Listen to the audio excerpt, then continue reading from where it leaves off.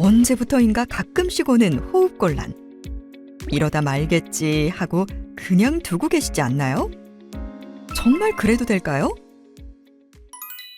안녕하세요. 가정의학과 가정의가 알려주는 자가건강관리 가이드 시간 건강지킴이 아나운서 박지슬입니다. 오늘은 호흡곤란에 대해 가정의학 가정의 남관 선생님 모시고 궁금한 점들에 대해 하나하나 알아보도록 하겠습니다. 안녕하세요, 선생님. 안녕하세요. 가정의학과 전문의 남가은입니다. 만나서 반갑습니다. 누구나 숨이 차다라고 느끼는 경험 해본 적 있는 것 같은데요. 오늘은 이 호흡곤란에 대해 알아보도록 하겠습니다. 호흡곤란이 막상 생기면 많이 놀라고 걱정이 앞설 것 같은데요. 호흡곤란이 생기는 원인은 어떤 건가요? 네, 호흡곤란은 평소처럼 숨쉬기 어렵거나 충분한 호흡이 되지 않는다고 느끼는 증상을 의미합니다. 원인이나 정도의 차이는 있고 누구나 겪어봤을 증상일 것으로 생각이 되지만 일단 호흡곤란을 경험하게 되면 두려움이 많이 앞서게 되고 또 위중한 질환으로 인한 경우도 많기 때문에 주의가 특별히 필요하겠습니다. 또한 다양한 원인으로 호흡곤란이 발생할 수 있는데요. 천식이나 만성 폐쇄성 폐질환 등 만성 폐질환이나 폐렴과 같은 폐의 염증 상태, 또 심부전이나 심근허혈과 같은 심장의 문제가 원인이 될 수 있어서 주의가 필요하고 스트레스 등 심리적인 원인에 의해 발생하는 경우도 있습니다. 그렇군요.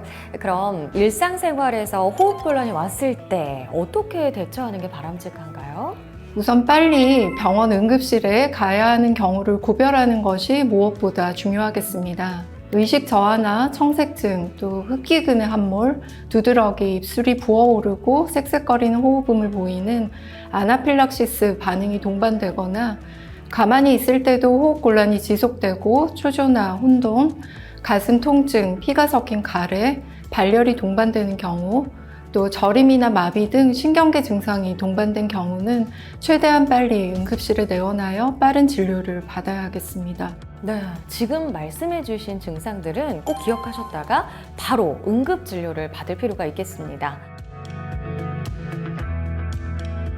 자, 응급한 경우가 아니더라도 꼭 병원 방문이 필요한 경우는 어떤 경우인가요? 네, 응급하게 병원에 방문하지는 않더라도 호흡곤란의 경우는 대부분 병원에서 확인이 필요한 증상입니다. 특히 쌕쌕하는 날카로운 호흡음과 함께 숨쉬기가 많이 힘이 들고 가슴에 답답함을 느끼거나 기침, 가래와 함께 발열, 근육통, 두통, 구토, 설사 등의 신체 전반의 증상이 함께 나타나는 경우, 또 고령의 흡연자가 기침, 가래를 동반한 호흡곤란을 보이고 시간이 지날수록 심해지는 경우나 심한 호흡곤란이 갑자기 발생하면서 찌르는 듯한 흉통이 발생하였거나 또 외상과 함께 호흡곤란이 동반된 경우, 그리고 기저질환이 있는 경우에는 병원에 내원하여 진료를 받아야 합니다.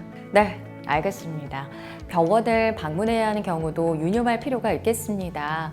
즉시 병원에 가야 하는 응급한 경우, 또 나중에라도 꼭 병원을 가야 하는 경우 모두 다 중요할 것 같습니다. 혹시 이 외에도 집에서 좀 더 경과를 볼 수 있는 경우도 있나요?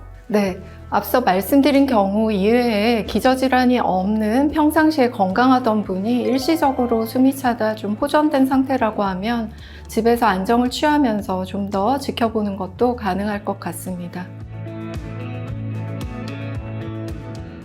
선생님 말씀 듣다 보니까요, 이제는 좀 호흡곤란에 대해서 감이 잡히는 것 같아요. 그렇다면 병원을 급히 방문하지 않고 도움이 될 수 있는 행동 요령 같은 것도 있나요? 네, 과격한 활동을 피하고 심신을 안정하고 스트레스나 수면 부족을 해결하는 것도 도움이 될 것으로 생각됩니다.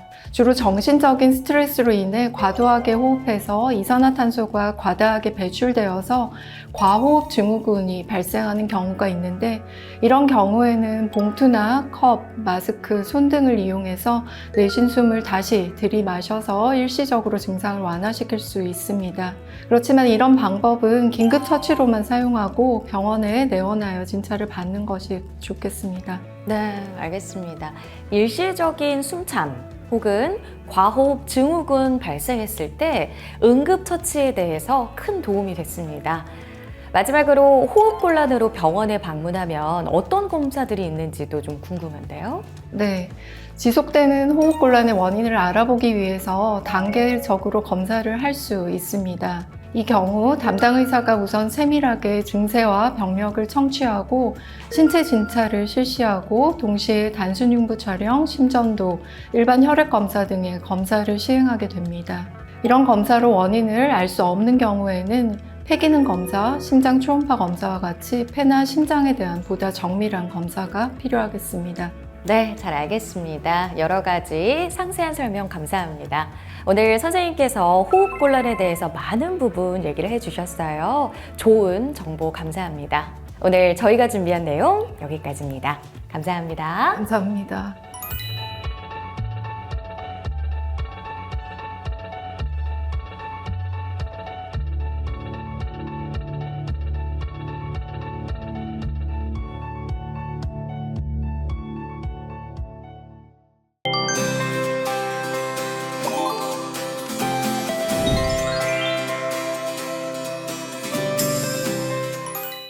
여러분은 갑자기 가슴 통증을 경험하신 적 있나요? 가슴 통증을 경험한다면 큰 병일까봐 무섭기도 하고 또 금방 괜찮아졌다면 병원에 가봐야 하는 것일까 고민이 많이 됩니다. 그렇다면 우리는 어떤 증상이 있을 때 병원에 방문해야 할까요? 함께 알아보겠습니다. 안녕하세요. 가정의학과 전문의가 알려주는 자가 건강관리 가이드 시간 건강지킴이 아나운서 김지유입니다. 오늘 흉통에 대해 가정의학 전문의 김영상 선생님을 모시고 궁금한 점들에 대해 하나하나 알아보도록 하겠습니다.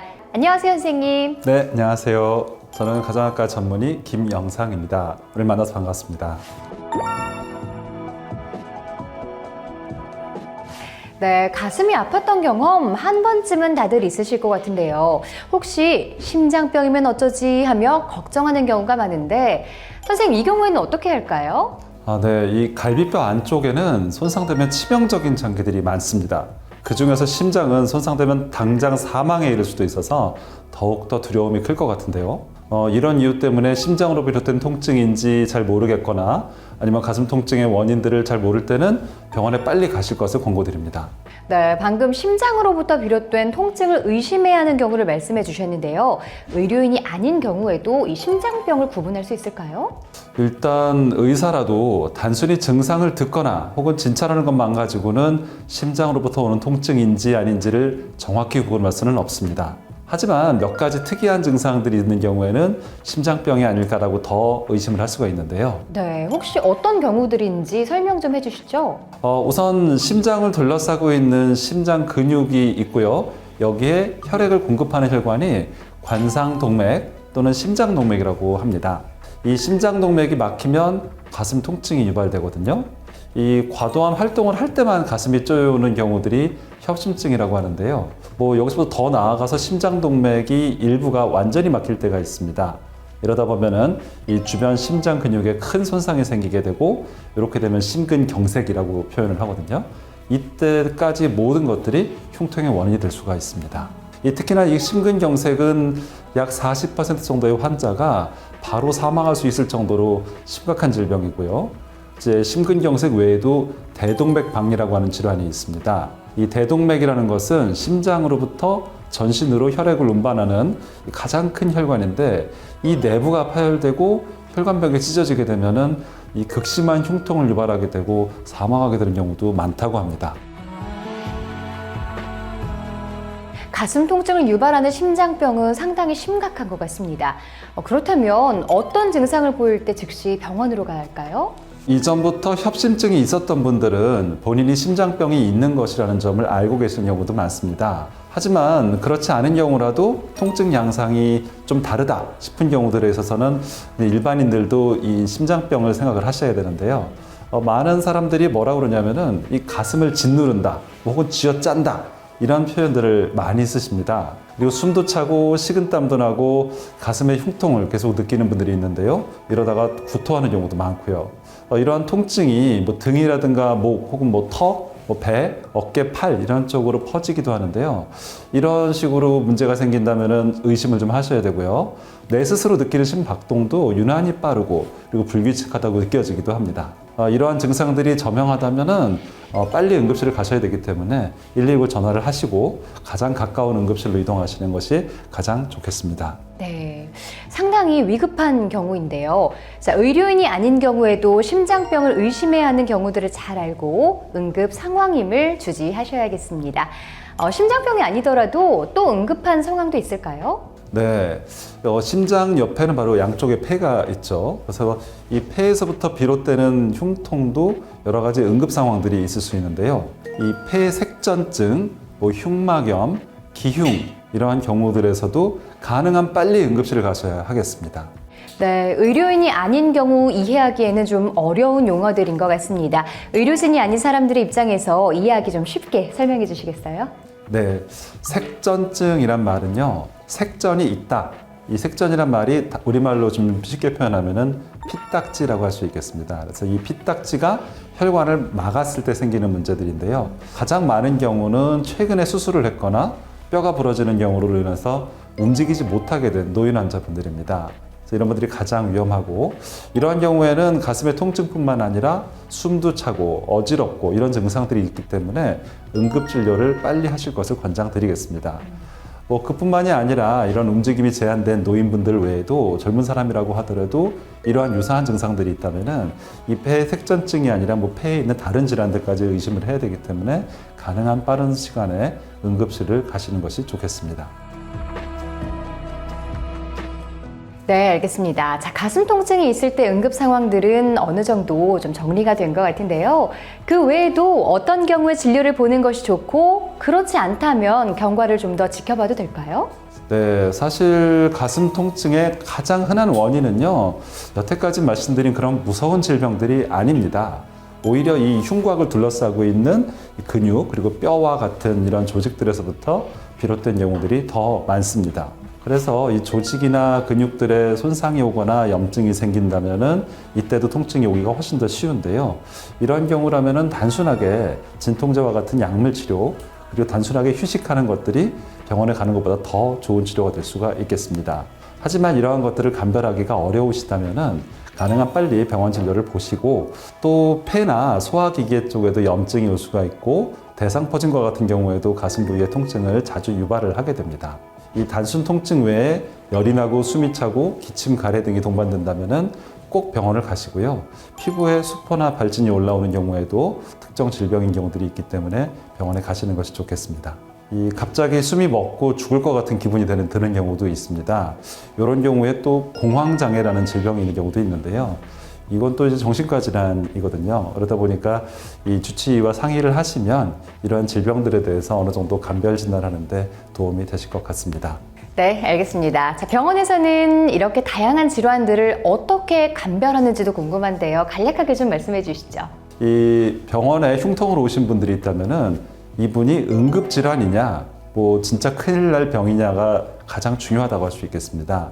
그렇기 때문에 심장병이나 폐에 대한 병이 있는지를 좀 알아야 되기 때문에 심전도, 그다음에 흉부 엑스선 촬영, 그리고 말초 산소 포화도 검사, 혈액 검사와 같은 여러 가지 검사들을 우선적으로 시행을 하게 되고요. 만약에 심장병이 더 의심이 된다면 심장 혈관 조영술을 찍거나 심장 초음파 같은 그런 검사들을 할 수도 있습니다.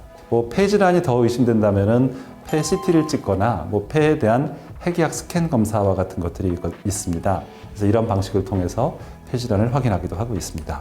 네, 잘 알겠습니다. 자, 오늘 선생님께서 가슴 통증에 대해 많은 부분을 이야기해 주셨는데요. 좋은 정보 고맙습니다. 네, 오늘 저희가 준비한 내용은 여기까지입니다. 지금까지 친절한 설명해 주신 김영상 선생님 고맙습니다. 네, 감사합니다.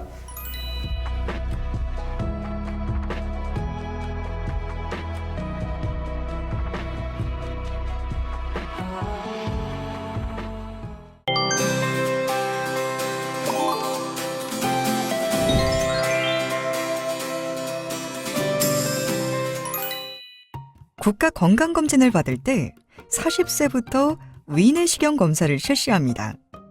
그럼 40세 이하는 위내시경 같은 검사를 받을 필요가 없는 걸까요?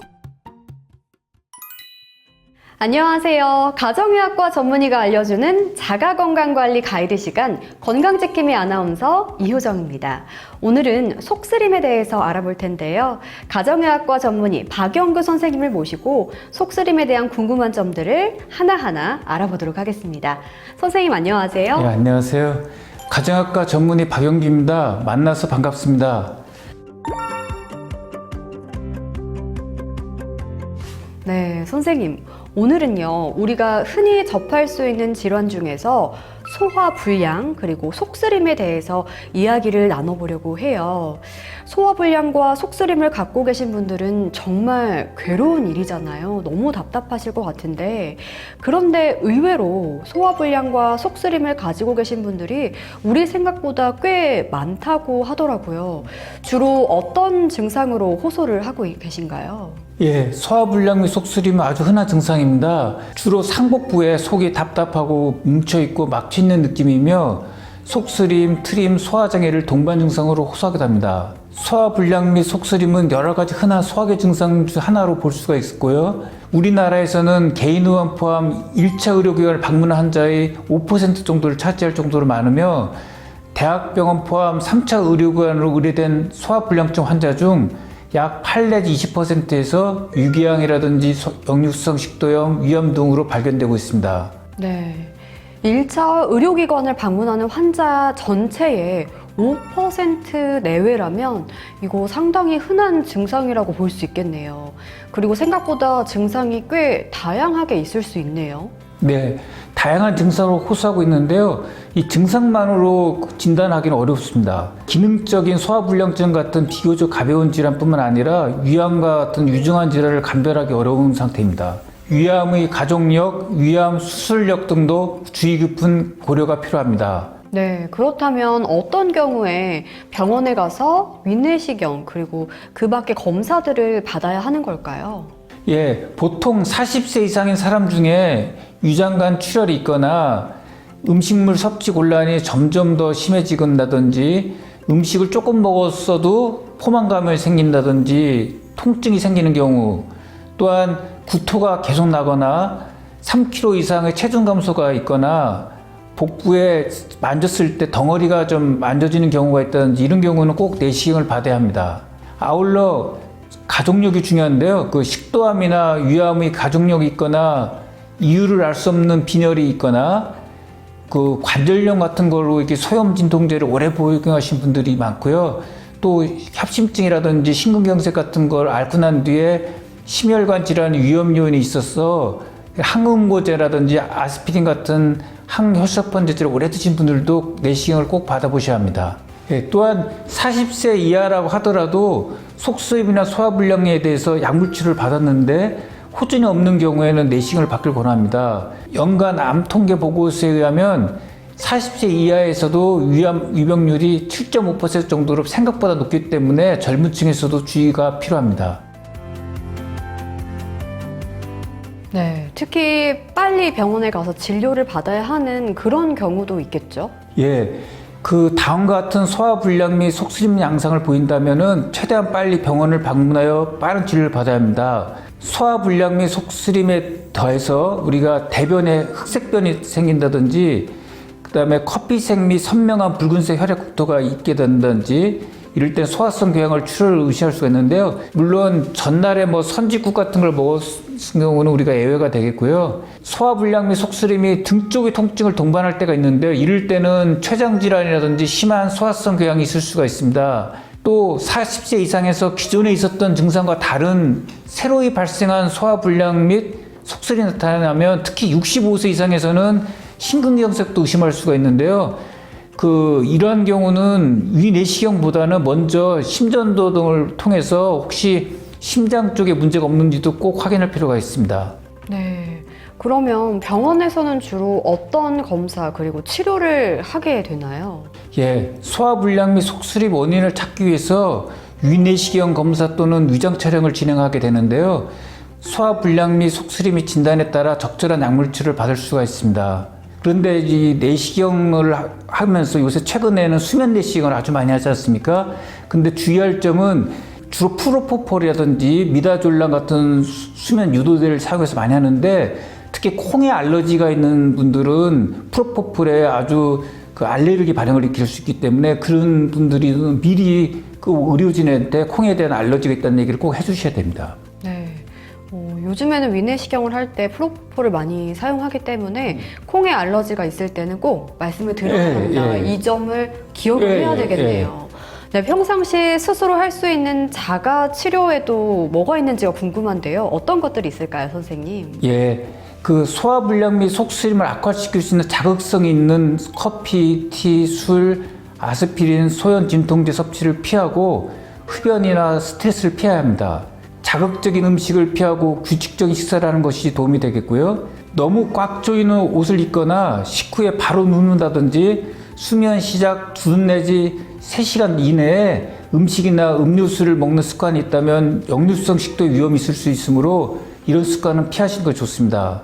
아울러 침대에서 등을 포함해서 머리 부분을 10 내지 15cm 올려보시고 추침을 해보시면은 증상이 호전된지를 살펴보시면 역류성 식도염 및 진단과 치료에 도울 수 있겠는데요. 이때 베개만으로는 도움이 되지 않습니다. 마지막으로 제산제나 소화제를 복용하는 후에도 증상이 호전되는지를 관찰해 보시고 호전이 되지 않는다면 반드시 병원을 방문하는 게 좋겠습니다. 네, 그렇게 하는 것이 좋겠습니다. 오늘은 가정의학과 전문의 선생님을 모시고 소화불량과 속쓰림의 이모저모에 대해서 알아봤는데요. 시청자 여러분께도 많은 도움이 되셨을 것 같아요. 오늘 저희가 준비한 내용은 여기까지입니다. 선생님 오늘 좋은 말씀 해주셔서 정말 감사합니다. 감사합니다.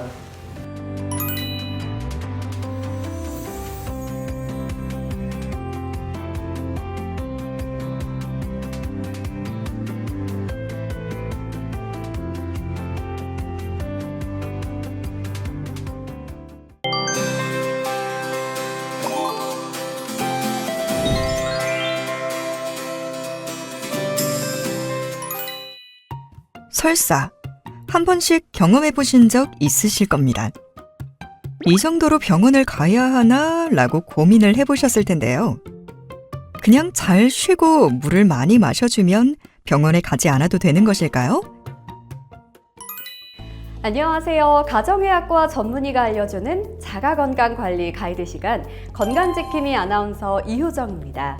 오늘 제 옆에는요. 오늘 주제에 대해서 함께 얘기해 주실 김규남 선생님 나와 계십니다. 선생님 안녕하세요. 안녕하세요.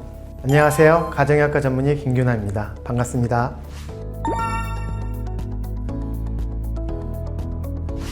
네, 선생님. 설사는 정말 누구나 한 번쯤은 겪는 소화기 증상인데요. 어떤 경우에 병원을 가야 하나요?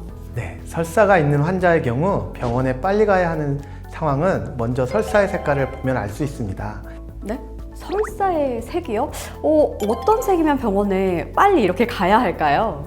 설사 형태의 변을 보면서 어두운 색, 흔히 짜장면색이라 할 수 있는 변을 보거나 선홍색으로 혈액과 비슷한 색의 변을 보신다면 가능한 응급실을 통해서라도 병원에 가봐야 합니다. 네, 검은 변 또는 선홍색 변을 보게 되는 경우가 또 어떤 경우이기에 응급실로 가야 할 상황이라고 하시는 걸까요? 네, 흑색변 같은 경우는 보통 상부 이장관인 위나 십이장에서의 출혈이 있다는 것을 의미하는 것이고요. 선홍색 변의 설사를 본다면 하부 장관인 대장 쪽에서의 출혈을 의미하는 것이기 때문에 이에 대한 원인을 빨리 찾아서 치료해야 하기 때문입니다. 네, 또 흑색변이나 혹은 선홍색변의 설사는 생명을 위협할 수도 있겠네요. 이 외에도 응급실을 방문해야 하는 상황은 또 어떤 경우가 있을까요? 네, 심한 복통이 있거나 체온이 38.5도 이상 또는 96시간 이상 증상이 지속되거나 하루에 6번 이상 설사를 하는 경우도 원인을 파악하고 빠른 치료가 필요한 경우라 할 수 있습니다. 만약에 이런 상태를 놔두면 기본적으로 체내에서 수분 손실이 커지게 되고요. 탈수로 인해 역시 생명이 위험해질 수도 있기 때문입니다. 네, 그렇군요. 그럼 다음으로 급하지는 않지만 주치의와 상담을 해야 하는 경우도 있을 것 같은데요. 이런 경우는 또 어떤 경우가 해당이 되나요? 네, 응급은 아니지만 병원에서 진료를 받거나 치료를 받아야 한다고 판단하는 기준은 탈수 증상의 여부입니다. 즉 앞서 말한 경우가 아니라면 급하지 않다는 것이고요. 대부분의 설사는 7일 이내에 수분 섭취만 잘하면 호전되므로 탈수 증상 여부가 주치의 진료 여부를 결정한다고 할 수 있습니다. 본인 스스로 탈수 증상을 체크할 수 있는 것은 목이 많이 탄다던가 소변색이 노랗고 잘 안 나온다던가 입술이 심하게 말라 있는지 여부로 알 수 있습니다. 네, 일반적인 설사는 탈수가 있느냐 없느냐에 따라서 병원을 방문하게 되는 여부를 결정하면 되겠네요. 그리고 대부분 수분 섭취만 잘하면 수일 이내에 호전이 된다는 것도 잘 알았습니다. 선생님, 그런데요, 설사변의 3개 이상이나 또 탈수 여부 평가, 또 설사 원인을 찾기 위해서 병원을 방문할 때에는 보통 어떤 검사를 하게 되나요? 설사의 원인을 찾기 위한 일반적인 방법으로 대변 검사를 시행하는 것이 있고요. 탈수 여부를 평가하기 위해서는 소변이나 혈액 검사 등이 진행될 수 있습니다. 진단된 설사의 원인에 따라 항생제 치료를 받으실 수도 있는데요. 보통 열대지방이나 아열대지방으로 여행을 갔다 온 최근의 과거력과 함께 고열 및 설사가 있다면 항생제를 써야 하는 균에 감염된 경우가 종종 있습니다. 마지막으로 흑색변이나 선홍색 혈변을 동반한 설사의 경우에는 위나 대장 내시경을 할 수도 있습니다. 네, 지금까지 선생님과 함께 설사에 대해서 알아봤습니다. 친절한 설명을 해주신 김규남 선생님께 진심으로 감사드리면서요. 오늘 저희가 준비한 내용은 여기까지입니다. 선생님 감사합니다.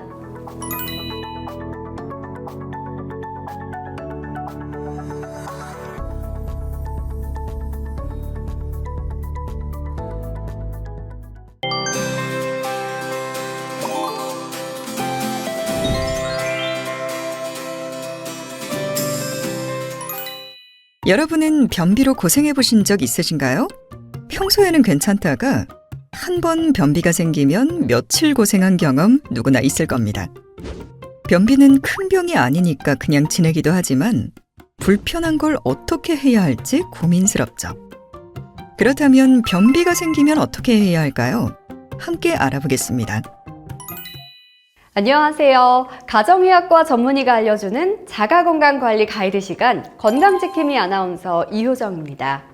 오늘은 우리가 흔히 접할 수 있는 질환 중에서 변비에 대해서 이야기를 나눠보려고 합니다. 변비 증상을 갖고 계신 분들이 우리 생각보다 주변에 꽤 많으실 것 같은데요. 변비에 대해 궁금한 점도 많으실 것 같아요. 오늘 변비에 대해 가정의학 전문의 김정환 선생님을 모시고 궁금한 점들에 대해서 하나하나 알아보도록 하겠습니다. 선생님 안녕하세요. 안녕하세요. 가정의학과 전문의 김정환입니다. 반갑습니다. 네, 오늘은 변비에 대해 이야기를 나눠보려고 합니다, 선생님. 변비를 갖고 계신 분들은 이거 정말 괴로운 일이거든요. 어디 가서 쉽게 이 증상에 대해서 이야기를 하지도 못하고 너무 답답할 것 같아요. 그런데 의외로 변비가 있는 분들이 우리 생각보다 꽤 많다고 하던데 이거 정말인가요? 그렇습니다. 변비는 아주 흔한 증상입니다. 변비를 단순한 증상이 아닌 질병으로 보는 견해도 있지만 여러 가지 흔한 소화기 증상 중 하나로 볼 수 있습니다. 우리나라에서는 성인 기준으로 적게는 5%, 많게는 15% 정도의 사람들이 변비를 겪는다고 할 수 있습니다. 그렇다면 대략 10% 내외의 성인들은 변비를 앓고 있거나 변비를 앓은 적이 있다고 볼 수 있습니다. 네, 10% 내외라면 적어도 10명 중에 1명은 변비를 겪고 있다는 얘기니까 굉장히 흔한 증상이네요. 우리가 변비에 걸리면 변을 잘 못 본다고들 흔히 말을 하잖아요. 변을 잘 못 보는 증상이 있다면 이걸 모두 가리켜서 다 변비라고 할 수 있는 건가요? 한두 번 변을 잘 보지 못했다고 해서 모두 변비라고 부를 수는 없고요. 보통 일주일에 3회 이상 변을 보는 것은 정상적인 배변으로 보고 있습니다. 그런데 이것보다 더 적게, 즉 일주일에 2회 미만으로 변을 보면 변비라고 볼 수는 있습니다. 하지만 단순히 변을 보았느냐 아니냐만으로 변비를 정할 수는 없겠습니다. 변을 볼 때 너무 과도하게 힘을 주어야만 배변을 할 수 있다거나 변이 너무 딱딱하게 나오는 경우, 손으로 배를 지그시 눌러야만 변을 보거나 항문에 손으로 조작을 해야만 변을 보는 경우 모두 다 변비라고 할 수 있습니다. 네, 생각보다 변비 증상이 꽤 다양하게 있네요. 그런데 변비가 생기는 원인은 무엇 때문일지 좀 궁금하기도 해요. 먹는 것이 뭐 문제일지 아니면 변을 보는 습관이 문제일지 궁금합니다. 변비가 생기는 원인은 사실 아주 명확하게 밝혀져 있지는 않습니다. 방금 말씀하신 대로 먹는 음식의 종류나 수분 섭취의 양에 따라서도 변비가 생기거나 예방할 수 있다는 연구가 있고, 배변 습관에 따라서 변비가 생길 수도 있습니다. 네, 그렇군요. 여기서 변비가 생기는 이 배변 습관이라는 것은 정확히 어떤 걸까요? 불규칙한 배변 습관이나 배변 욕구가 있을 때 자꾸 참는 버릇이 생기면 변비가 잘 생길 수 있습니다. 가급적 하루에 일정한 시각에 화장실을 가도록 습관을 갖는다면 더 좋겠죠. 네, 이거 좀 부끄러운 얘기인데요. 저는 주로 아침에 화장실을 가는 편이거든요. 언제 화장실을 가는 것이 가장 좋을까요? 대장의 움직임이 활발할 때 화장실을 가면 아무래도 변을 보기 편하겠죠. 아침에 식사를 하고 나면 위에 음식물이 들어가고 위가 움직이면 반사적으로 대장도 함께 움직이기 시작합니다. 따라서 아침 식사 후에 습관적으로 화장실을 가면 배변에 도움이 될 수 있습니다. 네, 그렇군요. 위와 장은 하나로 연결돼 있으니까 더욱 그럴 것 같습니다. 혹시 변비가 생긴 분들 중에서 이런 점은 좀 조심해야 한다거나 병원에 꼭 가서 진료를 받아야 하는 경우가 있을 것 같아요. 어떤 경우가 그럴까요? 변비가 생기는 원인 중에 장이 막히는 병이 생기는 경우가 있습니다. 대표적으로 대장암이 있을 수 있고요. 장 수술 후에 장이 들러붙는 유착 현상이 생기면서 장이 막히는 경우도 있습니다. 이렇게 대장이 막히는 경우는 대체로 변비가 잠깐 있다가 좋아지는 것이 아니라 상당히 오랜 시간 이어집니다. 통상 일주일 이상의 변비가 지속되면서 속이 울렁거리는 구역감이나 실제로 구토를 하는 증상이 동반된다면 꼭 병원에서 확인을 하시는 것이 좋겠습니다. 아울러 변비가 생길 무렵부터 변의 굵기가 갑자기 얇아지기 시작했거나 변비와 설사를 번갈아 하는 경우, 혈변이 생기면서 체중이 줄어드는 경우, 그리고 대장암 가족력이 있는 경우는 반드시 대장 내시경 검사를 통해 대장암 여부를 확인하는 것이 필요합니다. 네, 대장암으로 인해 변비가 생길 수도 있네요. 혹시 대장암이나 대장이 막히는 병이 아닌데도 변비가 생기는 질환이 있을까요? 갑상선 기능 저하증, 당뇨병, 우울증이나 불안장애가 있어도 변비가 잘 생깁니다. 일부 고혈압 약물이나 항불안제, 마약성 진통제와 같은 약물을 장기간 복용하는 경우에도 변비가 생길 수 있습니다. 네, 우울증이나 불안장애 같은 질환에서도 변비가 생길 수 있네요. 이런 병이 없어도 변비가 생기는 경우 물론 있겠죠? 대체적으로 연세가 많은 고령의 환자분들, 또 여성분들이 남자분들보다는 변비가 생기는 비율이 더 높은 것으로 알려져 있습니다. 앞서 말씀하신 것처럼 우울증이나 불안장애까지는 없더라도 평소에 정신적 스트레스를 많이 받는 분들도 변비에 잘 걸립니다. 네, 역시 스트레스는 만병의 근원, 원인인가 보네요. 생각을 해보니까 제가 고3 때에도 제 주변 친구들이 다 막 이 변비 때문에 좀 고생을 했던 기억이 나요. 그래서 우리가 변비에 걸렸다고 해서 다 이렇게 병원에 가지는 또 않잖아요. 주로 집에서 변비를 해결해 보려고 노력을 하는데 어떤 노력들을 집에서 해보면 도움이 될까요? 식이섬유라고 부르는 섬유질이 많은 음식을 드시는 것은 변의 생성이 잘 되게 하고 변의 용적을 늘려주는 효과가 있어서 도움이 됩니다. 네, 섬유질이 많은 음식에는 또 어떤 것들이 있는지 궁금합니다. 보통 미역이나 다시마 같은 해조류에 식이섬유 함량이 아주 높은 것으로 알려져 있고요. 목이버섯, 고구마 줄기에도 많은 식이섬유가 들어 있습니다. 그런데 이런 식이섬유가 많은 음식을 먹는다 하더라도 가급적 수분 섭취를 함께 많이 해야 변의 생성에 도움이 됩니다. 식이섬유가 많이 든 음식과 함께 수분 섭취도 늘리는 것이 좋겠죠. 하지만 이렇게 식이섬유와 수분 섭취를 늘렸더니 오히려 복부 팽만감이 더 심해지고 복통이 일어난다면 앞서 말씀드렸던 장이 막히는 장폐색으로 인한 변비일 가능성을 시사하는 증상이므로 꼭 병원에 가보시는 것이 좋겠습니다. 네, 장이 막힌 경우에는 무조건 식이섬유와 수분 섭취를 늘리는 것이 능사가 아니겠군요. 흔히 유산균을 먹으면 변비에 좋다는 얘기들이 있는데요. 유산균은 어떨까요? 유산균의 변비에 대한 치료나 예방 효과는 연구에 따라 결과가 워낙 다양하게 나오고 있어서 현재까지는 유산균이 변비에 효과가 있다라고 단정적으로 말하기는 어렵습니다.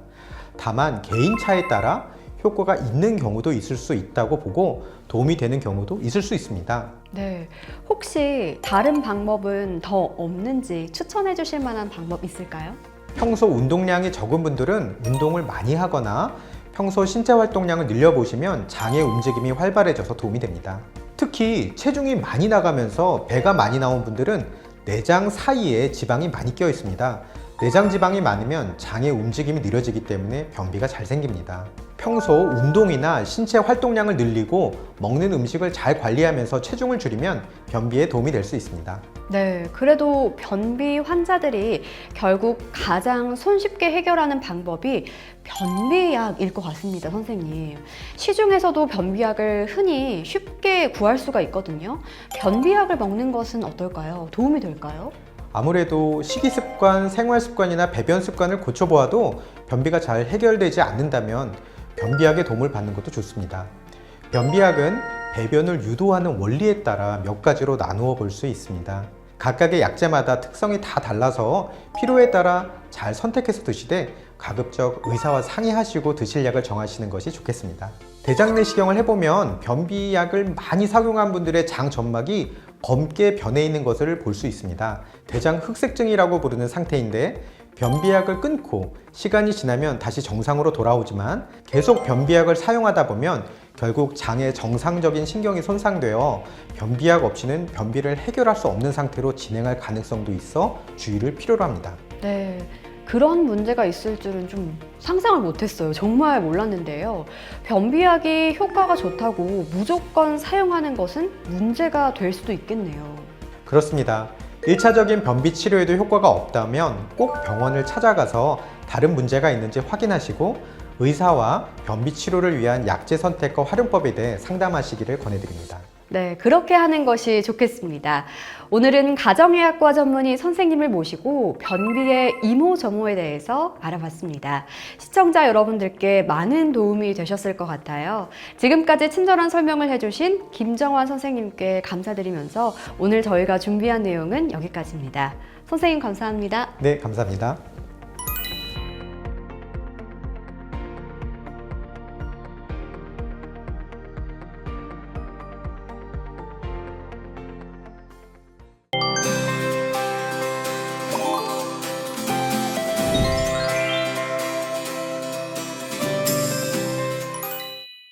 일상생활에서 배변 활동을 하는 것은 우리가 살아가는데 꼭 필요한 요소입니다.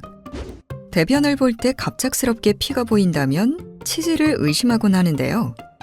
혈변을 본 것을 치질로 여겨 방치하다가 뒤늦게 대장암을 진단받는 경우도 적지 않게 있는 만큼 혈변의 원인도 다양하기 때문에 함께 살펴보겠습니다. 안녕하세요. 가정의학과 전문의가 알려주는 자가건강관리 가이드 시간 건강지킴이 아나운서 전수영입니다. 오늘 혈변에 대해 가정의학과 전문의 모은식 선생님을 모시고 궁금한 점들에 대해 하나하나 알아보도록 하겠습니다. 안녕하세요, 선생님. 안녕하세요. 가정의학과 전문의 모은식입니다. 반갑습니다. 오늘은 혈변에 대해서 알아보려고 하는데요. 피가 묻은 변을 보는 경우가 종종 있을 수 있지만 시간이 지나면 괜찮아지기도 하는 것 같습니다. 하지만 좀 양이 많거나 지속된다면 걱정이 많이 될 것 같은데요. 일단 혈변에 대해 간단히 설명해 주실 수 있나요? 네, 기본적으로 혈변은 응급실에 내원하는 가장 많은 원인들 중 하나로 위장관 출혈로 인해 발생하게 되는데요. 짜장면처럼 거무스름한 흑색변과 붉은 피가 같이 나오는 선홍색 변으로 나눌 수 있고 저절로 괜찮아지는 경우도 있지만 심각한 상황으로 응급실에 가야 하는 경우도 있습니다. 그렇군요. 정도에 따라 응급실에 가야 하는 경우도 있군요.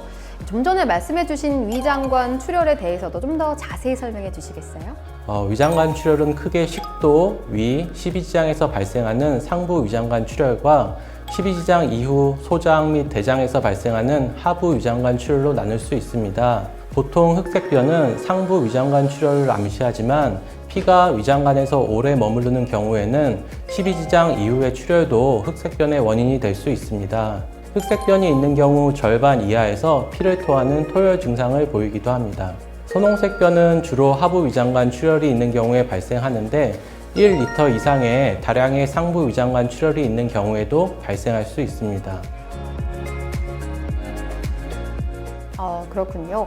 출혈이 발생하는 원인들에 대해서도 한번 알 수 있을까요? 네, 소화성 궤양이 상부 위장관 출혈의 가장 흔한 원인으로 약 50% 정도를 차지합니다.